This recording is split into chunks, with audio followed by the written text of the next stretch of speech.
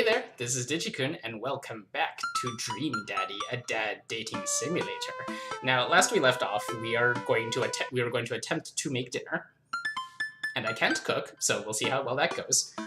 Also, there was a recording problem, so I got like 3 lines of dialogue, and then I realized that things were going all haywire. I'm trying to tame this technology, so basically all you missed was that we're going to make artisanal macaroni and cheese with bacon on it. I don't care for bacon.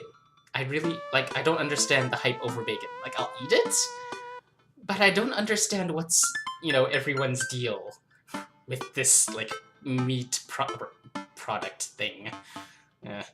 Bacon never stopped being good. Just a PR problem. You get to work on the recipe, Amanda measuring things out and handing them to me to dump in the bowl so I can feel useful. That's basically how I do things. I just take ingredients and then dump them into a bowl. Cooking! Anyway. Amanda puts me on bacon duty, so I chop a bunch and toss it in a pan and get it sizzling. The key to mac and cheese is a balance of texture and flavor, Pops. Not only are we going to want the fullness of the cheese and bacon, but we also need to counterbalance it with the crunchy mouthfeel of breadcrumbs. What? Mouthfeel? What is a mouthfeel? When you eat stuff in it, the texture. Listen, I've been watching a lot of Food Channel, and I honestly don't know what it means. It just makes me feel sophisticated to say. I feel like that's literally just, like with wine tasting, like a lot of what people say about food is just kind of made up. It's funny though. Like, I love Food Wars, also the anime. Food Wars the anime. Watch it. Not sponsored. It's awesome. It's really good. No, I get that. Every time I watch that channel, I just feel, in order, hungry, jealous, insecure about my cooking ability, and then hungry again. I like the mouthfeel of that sentence. Oh my god. Amanda, mouthfeel isn't just about food. It's also about words that are fun to say. Gregarious. Lentacular, boisterous. Defenestrate. Check on bacon. Getting there. Starting to brown out. Cattywampus. Discombobulated. All of a sudden the bacon bursts into flame. What? I must... Wait, hold on, I just checked it! How is the bacon already bursting into flames? Oh god, fire! I run out of the kitchen looking for anything to put out the fire. I grab a cup of water and Amanda snatches it out of my hands. Nope. She puts it down and calmly grabs a lid from the pantry. She places it on top of the flames and turns down the heat. I finally calm down. Did I almost just burn down our brand new house because I was too busy saying silly words? I said one! I blame that on the daughter. Indubitably. Cool. Who wants takeout? Amanda and I order some Chinese food and eat it on the couch of our new living room. She flips on the TV. Oh, cool. Long haul ice road paranormal ghost truckers is on. Your favorite, right? Oh, hell yes. They have to make it over the Canadian tundra before the ice road melts, but also they're hunting ghosts. Also, the trucks are haunted. This is an episode I've already seen, but it's one of the best. Callum and Flint Dogbone, the twin brother, truck driving and ghost hunting duo, find themselves in the greatest peril yet. Oh no! The ghosts done got control of the truck! I can't steer on them there damn ass roads! I don't know why he has this accent. Let me use this EVP meter to try and communicate with the spirits. Flint, we're about to die! Ah, almost got it. If you listen carefully, it sounds like it's saying, you're going to die! What is this? That's because we are about to die! This is art. The episode ends and Amanda excuses herself to go and start arguments on the internet. I stay up a little longer, curious about the exploits of Callum and Flint Dogbone after their disastrous ice road accident. Afterward, I crawl into bed and get a good night's sleep. Maybe I could have gone a little bit longer before I ended the episode. Oh, whatever.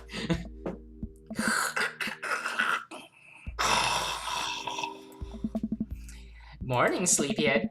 5 more minutes. You have never let me have 5 more minutes. So, get up. Fine. Sweet high schooler revenge. We have cereal before breakfast and spend the morning putting together furniture. Amanda is much better at interpreting the tiny manuals. We're able to put together a few shelves. Not 5 shelves, a few shelves. And 1 desk. But I'm pretty sure it was supposed to be a bookcase. So, you excited for the cookout today? Excited to beef up my grilling skills. There's food, I'm excited. No. I'm all over those terrible store-bought sugar cookies that everyone brings to parties. Yeah, those are bad. Which means there are more for me. Don't you want to meet some of the people in the neighborhood? I'll probably end up standing uncomfortably in the corner with a plate of food and hope that nobody talks to me. Yeah, that's my strategy. This character. It's almost like this game was made for me. Dad, you're a beautiful work in progress. You will get that butterfly to emerge from that cocoon. The social butterfly. Not gonna happen. We better start getting ready. We definitely don't want to be late. What? No, we have to be fashionably late. Who shows up to a cookout on time? You know what? We're going early. Just because you said that. I head to the door and Amanda reluctantly follows. We walk across the street to Joseph's house with a store-bought veggie plate. We didn't want to risk burning down the house again. Yeah, that sounds about right. I guess we're not as early as we thought we were. Joseph's backyard is already packed with people and the smell of hot dogs wafts through the air. Small children run through the sprinkler and adults chat in small clusters. I set our veggie plate down on the table next to 2 other veggie plates. Huh. Hey, there's Joseph. I wave to get his attention. The moment he sees us, he jogs over, arms open wide. Welcome! I'm so glad you 2 are here. And you brought veggies. Let me introduce you to the family. Kids, come over here. This is Chris, my eldest. Hey. That was unusually deep. Hi. Jesus. This is Christian and Christy. They're twins. They stare creepily and say nothing. Hi. What's up? And then, of course, there's our youngest, Krish. Wait, where's Krish? Maybe Mary put him in the crib. Oh no, it's the woman. Oh no, it's the woman from the bar the other night. What is she doing here? Oh, and how could I forget my lovely wife, Mary? Joseph pecks on her cheek. She smiles.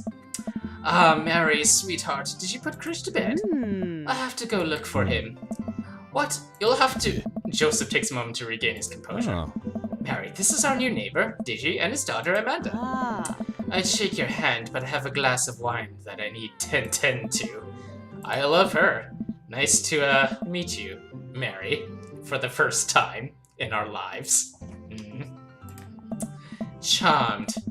Well, I have to go over there now. Yeah. Mary leaves. Oh god, this is so awkward. I wonder if Joseph knows. I wonder if Mary knows that Joseph knows. I wonder if Joseph knows that Mary knows that I know. It takes all my energy not to run away from the barbecue and start fresh in a new city. Cause, like, yeah, things with Joseph are like 10 kinds of awkward already.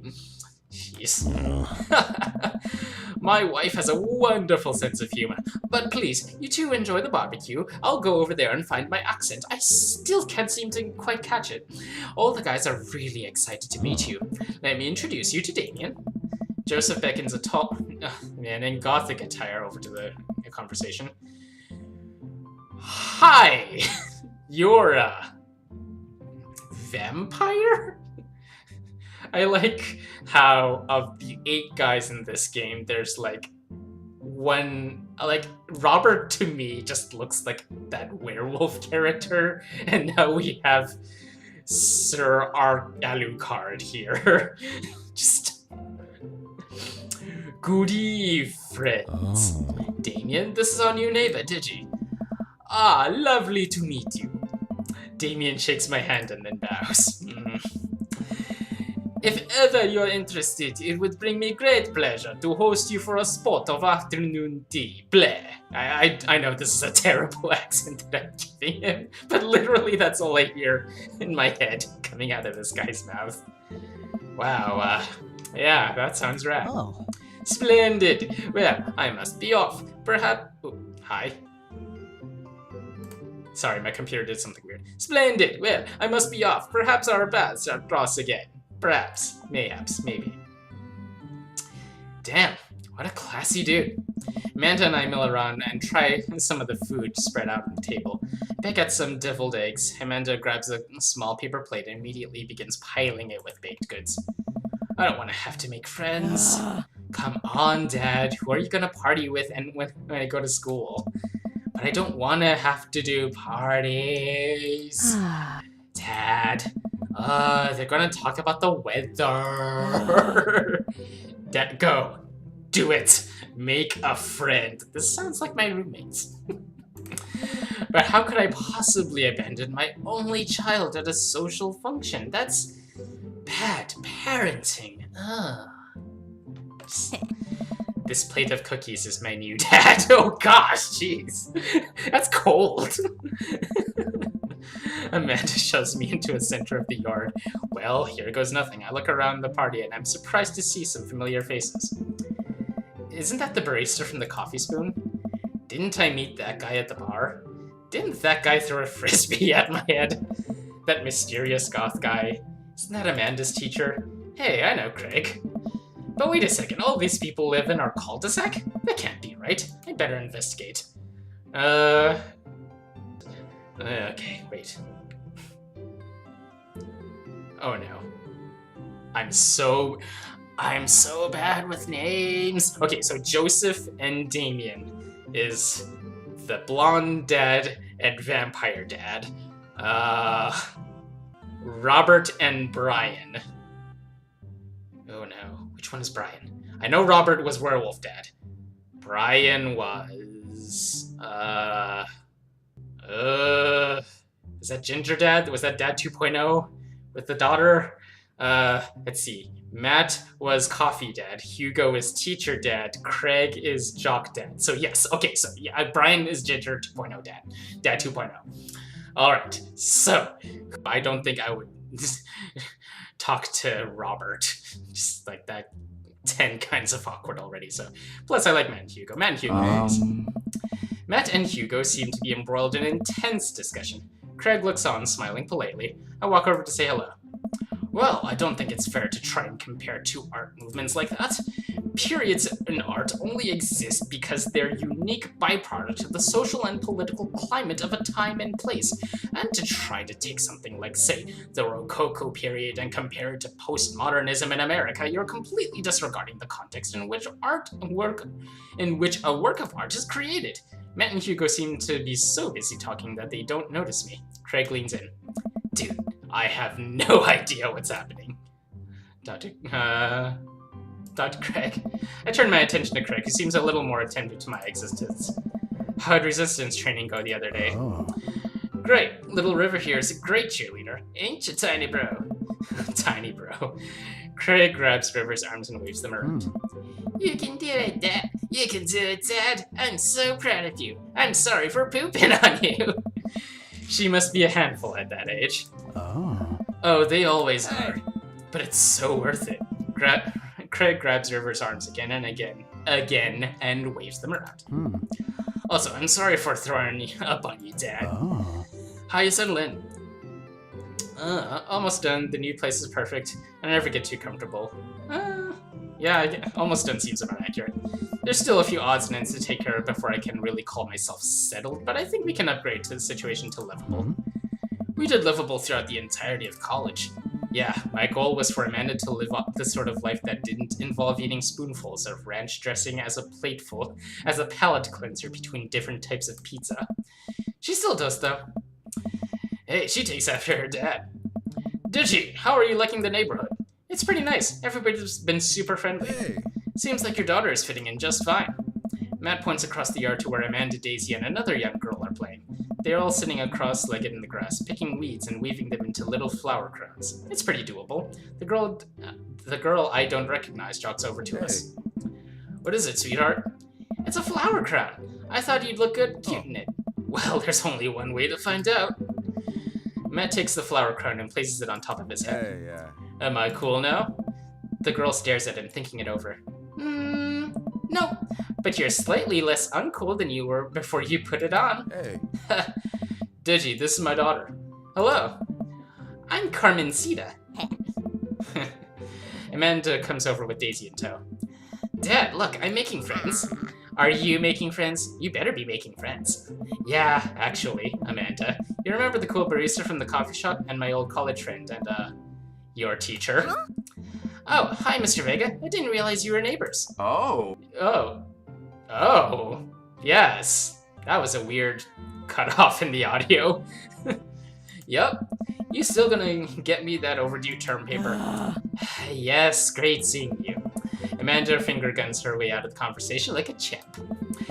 She learned the finger guns move from me. I'm very proud.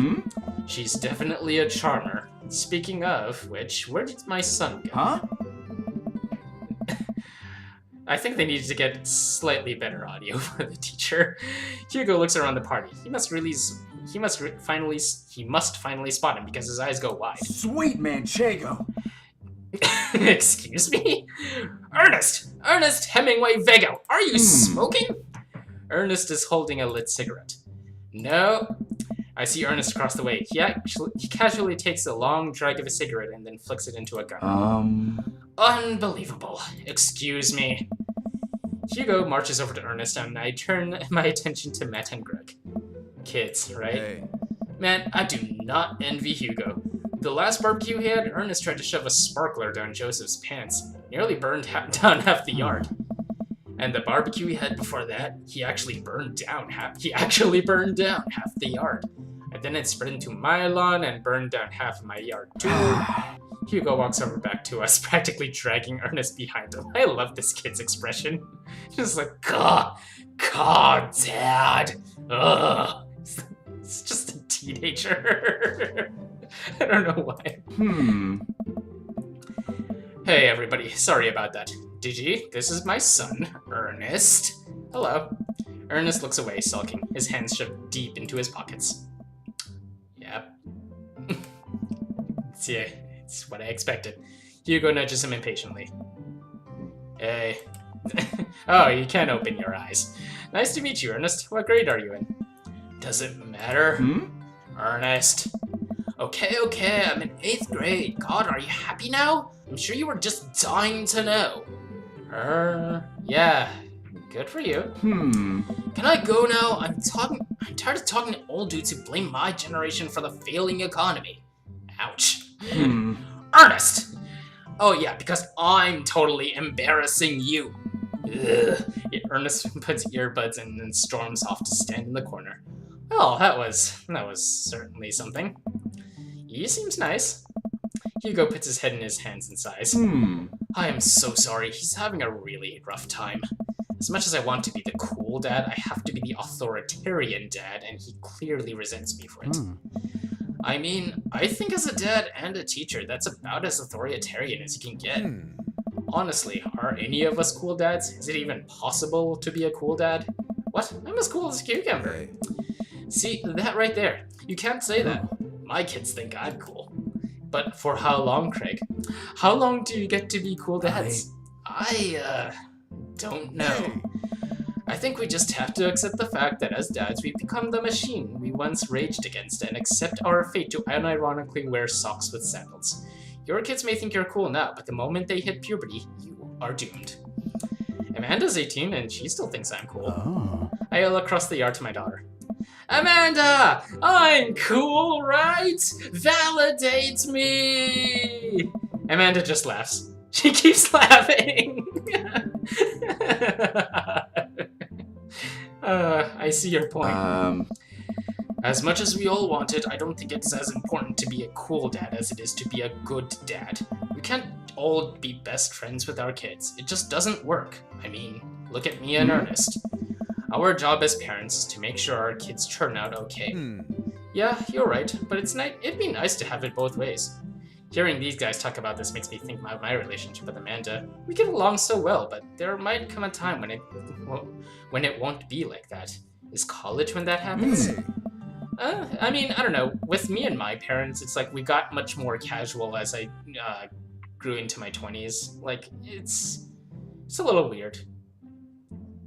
I mean, yes, your relationship with your child changes throughout your life, but speaking from personal experience, like, I was never quite comfortable to talk to my parents, like, ever as a kid. But now that I'm in my adulthood and I can see things from a slightly different perspective, like, I have much easier conversations with both my mom and my dad. So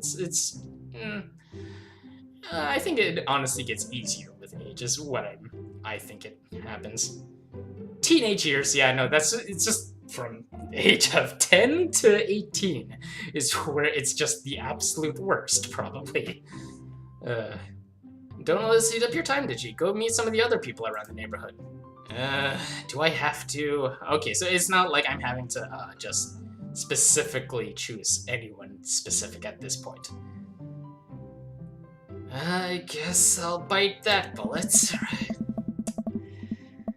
Phew, I glance across the yard and notice Robert and Brian chatting over drinks. Man, I don't think I want to deal with being one-upped by Brian or whatever happened with Robert last night. Yeah, this is the most awkward. Oh no, they caught me staring. Oh no, Brian's weighing me over. Shoot! I flash a smile and walk over to them. Hey, guys. Hey. Digi! How the heck are ya? Settling into the neighborhood all right? Oh, you betcha. Got the living room in order, at least. That's great to hear. I've been doing some living room work as well. Finally got the 50-inch in there. The game looks great in high def. Oh boy. Digi, have you met Robert yet? Oh, yeah. We've met. Robert regards me over with his whiskey. Good seeing you again. We were just talking about my most recent camping trip. Spent a night out in the woods with Daisy and Maxwell. She's definitely an outdoorsy one, even caught her own fish. It's good to see you taking your daughter out like that. I bet she loved it. And it's great that she loves the outdoors. Mine loves being inside. That would be me. Brian raises his eyebrows at me. Being inside, making art. She won a local competition for that art. Yep. Did I put it on too strongly? Robert stares at me blankly for a second.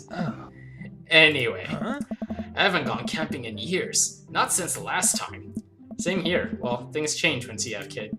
Wait, what happened the last time? Robert takes a long sip of whiskey.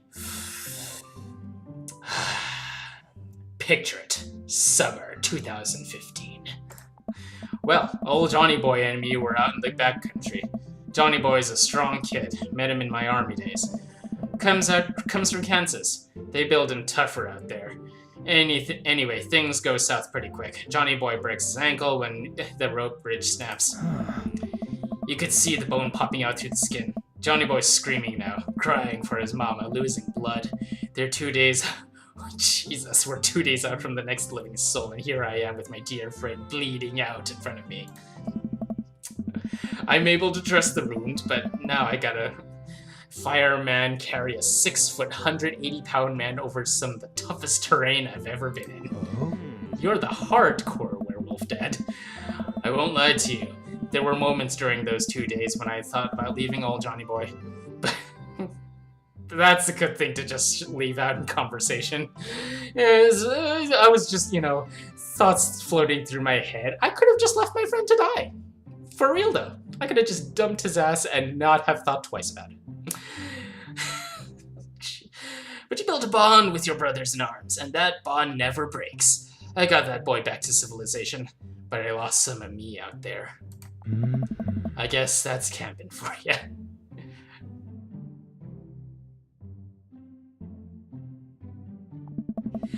Brian and I stare in disbelief. Robert takes another long sip of whiskey. Yeah. I'm just kidding. My friend John and I went inner tubing down a river and lost a flip-flop. Is that kid? Jesus Christ. Brian and I laugh nervously. Yeah. Or am I kidding? God damn it, you. Brian and I tense up again. I am kidding. Phew. Amanda and Daisy barrel up to us laughing. Daisy is holding a paper plate in front of her like a steering wheel. We gotta get out of this haunted truck! Oh no, the ghost locked the doors! Quick, hit the emergency escape button! But trucks don't have emergency escape buttons. Then hit the brake, I guess, and then we'll get out of the truck. The imaginary truck. Anyway, we're safe from the ghosts. But how will we ever survive this Arctic tundra? Daisy, you might have to eat me. Are you prepared to do that? I'm prepared to do anything to survive. That's cold-blooded. I like that. I don't like that face. The way you said that, I'm prepared to do anything to survive. Even if it is to devour my friends and consume their hearts so that I may absorb their bravery. Yeah. Although I'm not sure I have the materials required to properly cook you.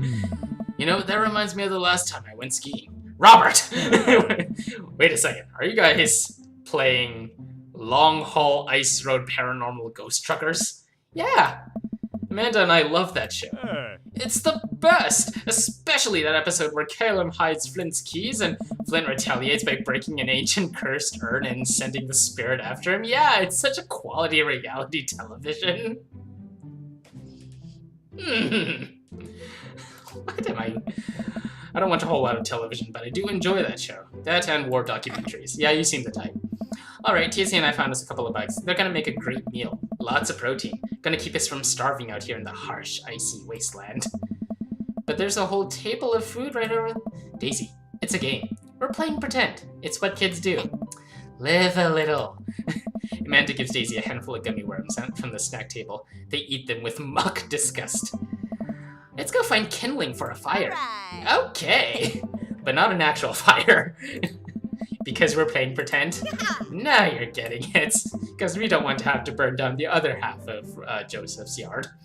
Daisy and Amanda run off. What a cute couple of kids. Man, I've never seen her get along with anyone so quickly. I guess Amanda just sort of has a way with kids.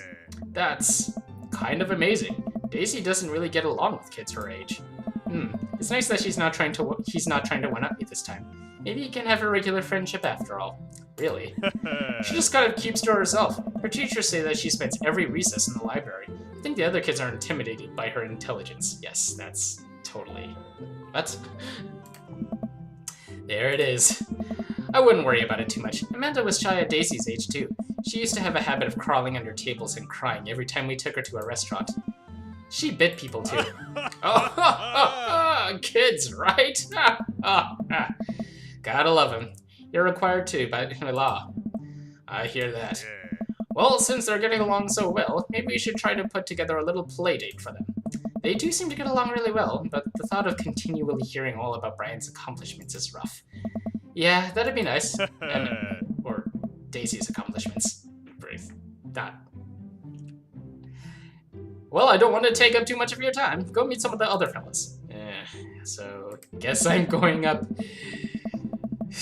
to Posh Dad and Vampire Dad. Joseph chatting with Damien by the grill. I wonder what they're talking about. I'll walk over to them. So I'm curious, can you walk me through why you had your house painted black? Where do I even start? The house stays warmer in the winter. It provides an artistic contrast to the rest of the neighborhood, and it complements the crimson interior perfectly. It's definitely an interesting choice. Thank you. I'm very proud of my abode.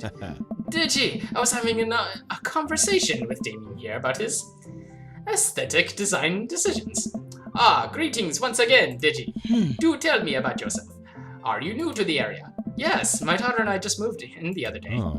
Are you enjoying the party so far? Oh, definitely. Thanks so much for putting this on. It's nice to be in a cul-de-sac where everyone is so friendly and welcoming. Amanda walks up to the conversation. Hi, it's Damien, right? My name's Amanda. At your service. What a pleasure it is to meet you. Damien finished the sentence with a flourish and a bow, producing a single rose and offering it to Amanda. Wow. This dude is smooth. Amanda blushes and returns the gesture with a curtsy. My, do you know how to treat a lady? Whoa! Hello, Amanda. Seemingly, I don't know, where Joseph's two kids appear. Are they speaking in unison? Hey! Won't you come play with us? Come play with us forever. Oh my gosh. Guys, enough with the creepy twin shtick. We've talked about this. Christian and Christy slowly back away. Where do you think they get that from? Mary pops into the conversation, wine in hand. I, don't know. Mary takes a long sip of wine. I think I might have taped over a VeggieTales VHS with The Shining. Who knows? She takes another sip of her wine. Where's Krish? Wasn't he with you? Yeah. You had him a moment ago. He's probably stuffing dirt in his mouth. He'll be alright. Toddlers are pretty resilient. Mary tips her glass to me. Ain't my first time to the rodeo. It's my 5th. I have squeezed 4 little... sweetheart, would you do me a favor and please find Krish? That would be great. Oh my god. I'm sure he's fine. Okay. Mary. Okay, jeez. Mary finishes her wine and wanders off. Dad, can we go now? Lucien, have I introduced you to Digi yet? Hey, it's that punk from Amanda's school. I remember you. Whatever. There's no way for a young man to speak to his elders. Be polite. Lucien bows. Whatever, sir. Lucien bows again. Mr. Christensen. May I have a burger, sir? Coming right up, but are you a vegetarian? Yup. Make that 2 veggie burgers. Did you know that some people in the Victorian era were vegetarians? They described carnivorous-type people as bloodlappers. Dad. Aye. That's really interesting, Damien. Joseph turns to the grill. Just a hint of a tattoo peeks out from underneath his sleeve. I can't believe I didn't notice it before. It looks like the bottom of an anchor. Whoa, is that a tattoo? Yup, I wasn't always a youth pastor, you know? That's so cool. Wanna see mine? What? What? Lucien pulls back some rubber bracelets, revealing a lopsided 666 in black ink. My buddy gave me a stick and poke tattoo last week. I think it's healing up pretty good. Lucien! We'll talk about this later. That's pretty cool. What's the significance of the tattoo? Yeah, I don't know. I just thought it looked sick. Well, in my opinion, the only reason you need to get a tattoo is because you want one. Careful though. That number carries weight. Man, Joseph is a way cooler youth pastor than I thought. I just figured youth pastors popped out of the womb with a Bible. I wonder what he did before preaching. And without further ado, let's work some magic! Joseph closes his eyes, takes a deep breath, and gets to work. With the greatest of ease, he sets patties on the grill, flourishing as he flips his spatula in the air. It's easily some of the best grill work I've ever seen. Shokugeki no Soma. Watch it. You guys think this is my first time in front of a grill? He's working faster now, effortlessly tossing cheese onto patties and perfectly grilling onions on the side, one after the other. The dads take notice and crowd around Joseph to admire his masterful technique. Yes, his masterful technique with all of that heavy, hot meat. Don't think about that too hard. Anyway, you probably didn't know this, did you? But Joseph is known around here for his grillsmanship. I'm sure. I am so sure. He's ungrillevable. Nice. I tried to get on his level, but I just can't catch up. Hey. Let us keep studying. He has a rare quality about him. Mustard we keep talking about this. Can't we just appreciate the artist? I've never seen him make a mistake. Oh. Okay, we need to stop. This is getting too cheesy. Please stop! All of the children at the party boo at the glorious display of puns in unison. Alright guys, the food's ready. Please form an orderly barbecue. Barbecue! Yes! Amanda groans. We all grab our food and hang out, enjoying perfectly cooked cheeseburgers. Oh. Man, it's so wild how all of us dads live in the same cul-de-sac. Kinda nice, isn't it? It feels like there's a real community here. Totally helps when you're just a single dad trying to raise a kid. We're happy to have you here, man. I think you're gonna like this neighborhood a lot. You stick out so much. Plus, Amanda seems to be getting along well with all the kids. If she decides to get into the babysitting game, she'll really make a killing. Hey, why don't you add us all on Dad Book? Dad Book? Yeah, it's a great social network for dads who keep in touch with each other. We're all in it. So if you ever need to reach out to anyone, that's the simplest way to do it. Sorry, I'm just an old-fashioned dad. Social media goes over my head sometimes. Don't worry, Pops. I'll help you figure it out. The rest of the barbecue goes smoothly. We all trade stories and drink beer as our kids play on the lawn. Amanda breaks up a fight between Carmen, Sita, and those weird twins. I think they wanted our soul. I think they wanted her soul. Amanda and I walk back to the place and the sun sits over the neighborhood. Pretty fun party, don't you think? I mean, I got a burger in me. I felt like it was a networking event. I'm gonna get a LinkedIn and notifications out of this. I just know it. I don't think it's nice that you don't think it's nice that people want to connect with you? Not when their affection jams up my inbox, metaphorically speaking. Well, hey, at least you met some other cool dads. You should hit them up on Dadbook. Maybe I will, if I ever figure out how social media works. Oh, I'm that kind of dad. I have a good feeling about this place. Me too, Dad. Me too. Amanda and I arrive home with the remnants of our veggie plate. Seems like nobody was really into the cauliflower. I love cauliflower. How can you not love cauliflower? I would have devoured the entire thing. Any big plans for this evening? Actually, yeah, I'm going out with some friends. Oh, is that okay? Of course. Just keep me posted and be home before midnight. You got it. And be careful. I will. Make good choices. Of course. And call me if you ever need anything. Dad, you're not gonna do the whole thing where you wait silently for me to come home in the living room with all the lights off, are you? What? No. I have never done that and I will never do that. Okay. Do you have plans tonight? My plans were kinda eat ice cream and watch TV with Amanda, but I'll find something to do. I'm gonna work on some stuff, see how long this is fun. Throw a party! Yeah, sure. A real rager. All the other dads in the neighborhood are invited. I'll see if I can get you a spot in the list, but honestly, it's looking tight and you may just have to wait in line. I know the guy at the door. I'll get it, no problem.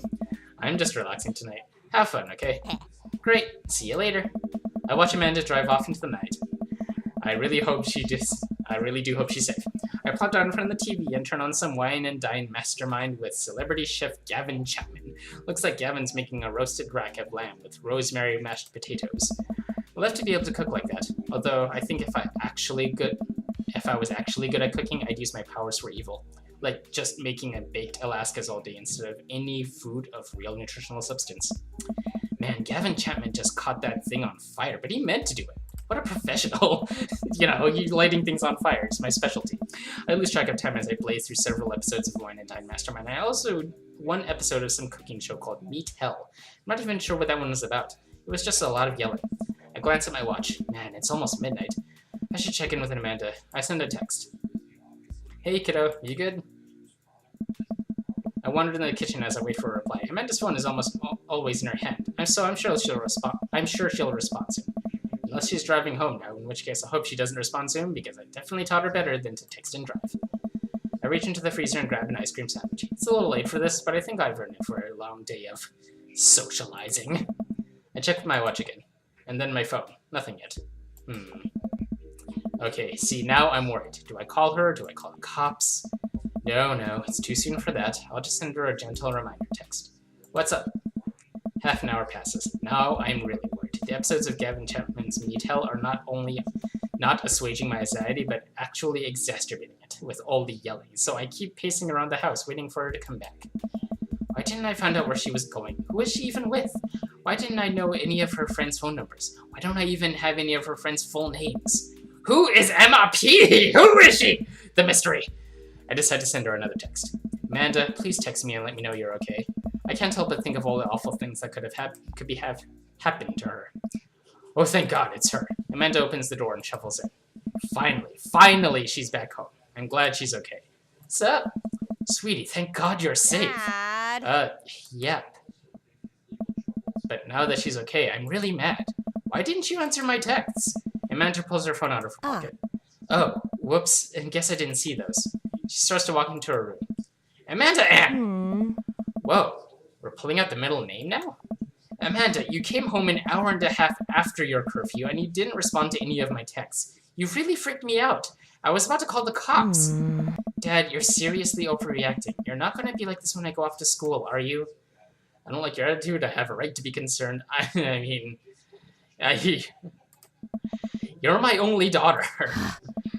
Well, I can't give you a play-by-play of everything I do all the time. I'm 18. You shouldn't even be giving me a curfew in the first place. I mean, look, if a person texts you, especially if it's your parents, just reply, hey, yeah, I'm good, I'll be home sometime. Just, I don't know, sit down on the couch and put my head in my hands. I feel very tired all of a sudden. You really scared me. Just, please, don't do that again. Alright, I'm gonna go to bed now. Amanda closed the door to her room and I head to mine. Jeez. As I'm falling to sleep, one thing she said keeps echoing in my mind. You're not gonna be like this when I go off to school, are you? Jeez. Okay, so I definitely recorded a little longer than I intended, but I kind of wanted to just try to end the day. But yeah, wow, this is... I'm kind of glad this isn't just old jokes all the time, because that's what I sort of expected from this game. You know, game made by the Game Grumps. Literally, the dad, it's called Dream Daddy, the dad dating simulator, and like literally it opens up with dream. And so I wasn't expecting a lot out of the story. It actually is really interesting though. I'm glad they're taking it as seriously as they are. So, and it's, so yeah, because, wow, 40 minutes just went past and I didn't even realize. Like, it kind of tells you how, like, this game, how easily it's able to draw you in, and I really appreciate that, so. Oh, this has been part 3. Thanks for watching, and I will see you all in the next episode.